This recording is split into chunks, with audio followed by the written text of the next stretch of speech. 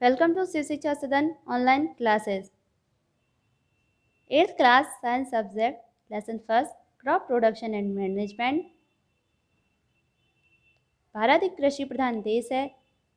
भारत की सारी जनसंख्या या शायद आधे से ज़्यादा जनसंख्या कृषि पर ही निर्भर है, जो अपनी बेसिक नीड्स को पूरा करने के लिए कृषि उत्पादन का कार्य करती है।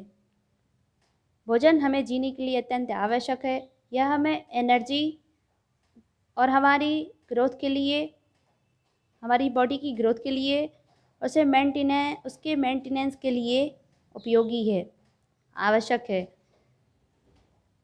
प्लांट के द्वारा ही हमें भोजन प्राप्त होता है। कोई भी जानवर हो या इंसान, वह अपना भोजन स्वयं नहीं बना सकते, उन्हें पौधों के द्वारा ही यह प्राप्त होता है। Agricultural practices.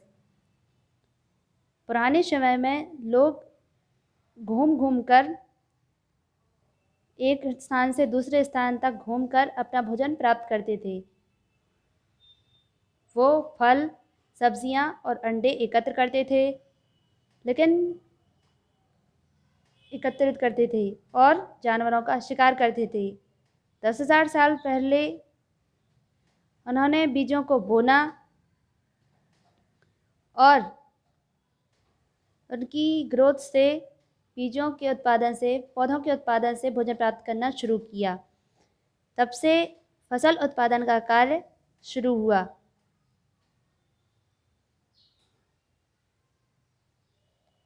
कृषि, पौधों का उगाना और उनसे भोजन, फाइबर प्राप्त करना ही कृषि उत्पादन कहलाता है।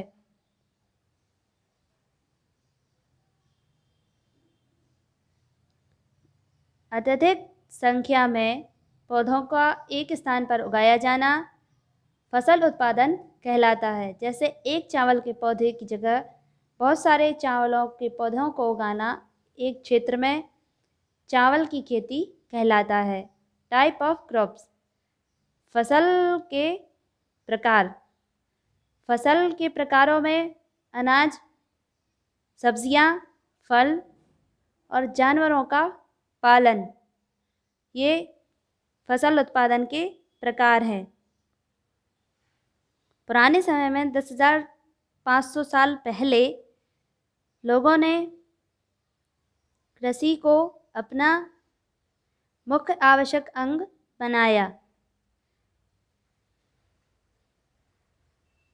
सबसे पहले चावल, जौ, व्हीट मीन्स गेहूँ की खेती की गई, जो कि हमें सबसे ज़्यादा प्रोटीन, फाइबर और मिनरल विटामिन देते हैं। फसलों के प्रकार। खरीफ की फसल, रबी की फसल। खरीफ की फसल रेनी सीजन में उगाई जाती है। जून से सितंबर में ये उगाई जाती हैं। जैसे मक्का, सोयाबीन, दालें, सब्जियां और चावल। रबी की फसल सर्दी के मौसम में अक्टूबर से मार्च तक इनकी खेती होती है। जैसे गेहूँ, चना, मटर और सरसों। कृषि के मुख्य अंग। सबसे पहले मिट्टी को तैयार किया जाता है, उसके बाद बीजों का चयन होता है, फिर मिट्टी में मैन्योर और फर्टिलाइज़र का उपयोग होता है, फिर सिंचाई और फिर कृषि का संरक्षण कीटों के द्वारा और वीड्स के द्वारा। कीटों और वीड्स से, पेस्ट्स एंड वीड्स से उनका प्रोटेक्शन होता है। हार्वेस्टिंग, थ्रेसिंग और विनोविंग। फिर स्टोरेज, प्रिपरेशन ऑफ सोल। कभी भी फसल उगाने से पहले मिट्टी को तैयार किया जाना अत्यंत आवश्यक होता है। इसके लिए मिट्टी को जोता जाता है, हल के द्वारा भी और ट्रैक्टर में यांत्रिक हल के द्वारा भी, जिससे उसमें जो ऑक्सीजन है वो पहुंच जाए, मिट्टी में ऑक्सीजन पहुंच जाए। इसके लिए अलग अलग तरीके से मिट्टी को जोता जाता है। सोविंग ऑफ सीड्स, बीजों का चयन। बीजों को चयनित करने के लिए उनके लिए पानी में डाला जाता है। जो बीज अच्छे होते हैं वो पानी में डूब जाते हैं और जो खोखले होते हैं वो ऊपर तैरते रहते हैं। और कुछ बीजों को हवा में उड़ाकर, जो बीज हवा में उड़ जाते हैं वो भी कीटों के द्वारा अंदर से खोखले हो जाते हैं, और जो बीज रह जाते हैं वह उपयोगी होते हैं। बीजों को एक निश्चित दूरी पर बोया जाता है ताकि फसल का उत्पादन अच्छा हो। बीजों को भूमि में हाथों से भी बोया जाता है और मशीनों के द्वारा भी बोया जाता है। Adding manure and fertiliser. बीज बोने के बाद मैन्योर और फर्टिलाइज़र का यूज़ होता है ताकि वह भूमि की उर्वरता को बढ़ाएं। मैन्योर जानवरों से प्राप्त खाद होता है। जानवरों के अपशिष्ट पदार्थों को कंपोस्ट करके उसको मिट्टी में मिलाया जाता है, वह मैन्योर होता है। और जो फर्टिलाइज़र होते हैं वह रसायन के द्वारा प्राप्त किए जाते हैं, जिसमें फास्फोरस, यूरिया शामिल होते हैं। इरिगेशन, सिंचाई। सिंचाई फसल उत्पादन का एक महत्वपूर्ण हिस्सा है। बिना जल के उनको न्यूट्रिएंट प्राप्त नहीं हो सकते। इसके लिए इरिगेशन, सिंचाई सबसे ज़्यादा इम्पोर्टेंट है। जो पुराने रिवाज हैं सिंचाई के, उनमें कुएं, तालाब, झील और प्राकृतिक रूप से भूगर्भित जल से सिंचाई होती है।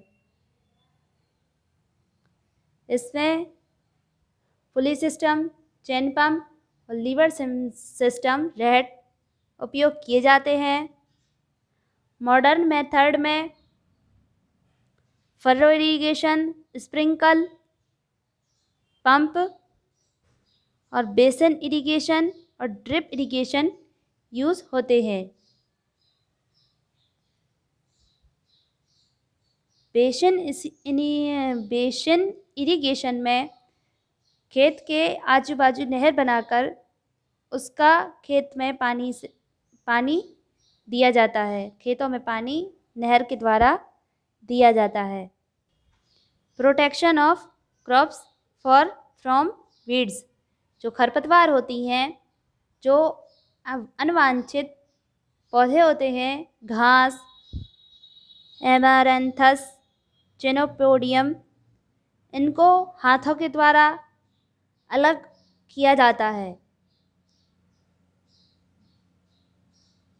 मैनुअली वीडिंग में हाथों से इन सारे पौधों को उखाड़ा जाता है, खुरपी से, फॉर्क से और हौरों से। जबकि केमिकल कंट्रोल में केमिकल का छिड़काव किया जाता है, जिससे केवल उन्हीं पौधों को नष्ट किया जाता है जो कि अवांछित होते हैं। Protection of crop from pastels.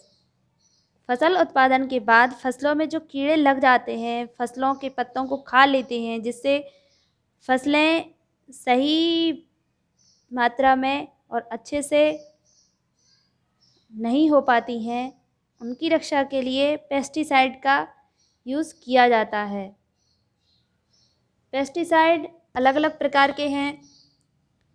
रेडेंटिसाइड्स, insecticide, fungicides, zinc phosphide, warfarin, DDT, BSC, malathion, sulphur, lime, sulphur. पौधों में पेस्टिसाइड का यूज़ करके हम उसको कीड़ों से सुरक्षित कर लेते हैं। यह हानिकारक नहीं होते हैं, केवल यह कीटों को ही मारने में उपयोग होते हैं। Harvesting, threshing and winnowing. जब फसल पककर तैयार हो जाती है तो उसको हार्वेस्टर से या हाथों से, यंत्रों से काट कर पौधों से बीजों को अलग किया जाता है।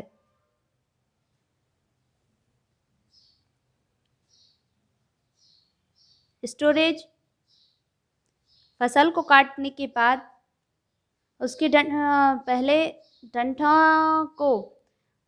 फसल के डंठलों को अलग किया जाता है थ्रेसर के द्वारा। और फिर जब हमें गेहूं की या कोई भी फसल प्राप्त हो जाती है तो उसको फिर स्टोरेज उसका महत्वपूर्ण अंग रहता है, क्योंकि पूरी फसल उत्पादन के बाद यदि हम उसको अच्छे से सुरक्षित नहीं रखेंगे तो भी कीट उसे खाकर नष्ट कर देंगे। इसलिए भोजन की जो अनाज हैं उनका भंडारण अत्यंत आवश्यक होता है। फंगस से, पेस्ट से, चूहों से और बैक्टीरिया से इसको बचाना अत्यंत आवश्यक होता है। इसको धूप में सबसे पहले सुखाकर फिर हवाबंद पॉलीथिन में या स्टोर में बर्तनों में इसको रखा जाता है। बड़े बड़े भंडार गृहों में इसको रखा जाता है। Food from animal. जानवरों से प्राप्त होने वाले भोजन को फूड फ्रॉम एनिमल कह सकते हैं। जैसे जो लोग मांसाहारी हैं उनके लिए मत्स्य पालन, मुर्गी पालन सबसे ज़्यादा उपयोगी है। और मधुमक्खियों के पालन से हमें शहद प्राप्त हो सकता है। इस तरह जो भी भोजन हमें जानवरों से प्राप्त होता है उसे फूड फ्रॉम एनिमल कह सकते हैं। आई होप सो बच्चों, आपको ये लेसन अच्छा लगा होगा, समझ में आया होगा। Thank you.